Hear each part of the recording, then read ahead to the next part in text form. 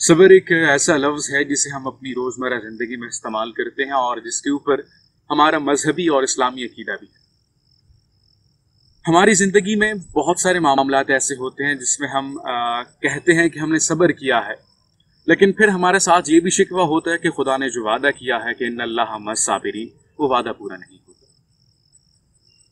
یہ لفظ صبر کو سمجھنا بہت ضروری ہے۔ دراصل ہم اپنی زندگی میں جو صبر کا مطلب لیتے ہیں وہ اصل میں اس کا مطلب نہیں ہوتا۔ وہ تو ایسے ہے جب خدا ہم کو آزماتا ہے، خدا کی آزمائش آتی ہیں، دکھ اور تکالیف سے ہم گزرتے ہیں تو ہم خوب چیختے ہیں، چلاتے ہیں۔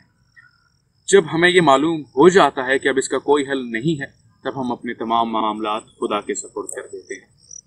لیکن حقیقت بالکل اس کے برعکس ہے۔ صبر کا مطلب یہ ہے کہ جب آپ کو کوئی تکلیف ہو، کوئی دکھ ملے، تو جو پہلا لمحہ ہے اسی میں آپ صبر کریں اور اپنے تمام معاملات خدا کے سپرد کر دیں۔ جب آپ اپنے تمام معاملات اس لمحے خدا کے سپرد کریں گے، تب خدا آپ کے ساتھ ضرور ہوگا۔ ایک اور چیز، صبر کرنے کا یہ بھی مطلب ہرگز نہیں ہے کہ تمام معاملات آپ نے خدا کے سپرد کر دی ہیں تو اب آپ چپ چاپ بیٹھے رہیں۔ صبر کرنے کا مطلب یہ ہے کہ تمام معاملات اور اس کا انجام آپ خدا کے سپرد کر دیں، لیکن اپنی طرف سے آپ پوری کوشش کریں۔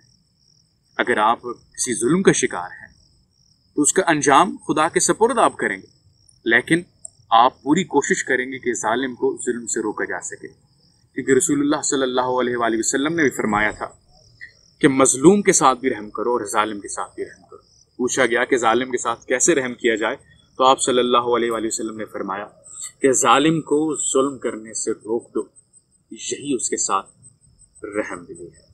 اس لیے ہمیں کوشش کرنی چاہیے جب ہم صبر کرنے کی نیت کریں تو ساتھ ساتھ ہمارے ذہن میں یہ بھی ہو کہ جب بھی ہمیں کوئی تکلیف ملے گی، کوئی دکھ ملے گا، تو جو ہماری زندگی کا پہلا لمحہ ہوگا دکھ کا، تکلیف کا، اسی میں ہم صبر کریں گے اور تمام معاملات خدا کے سپرد کریں گے۔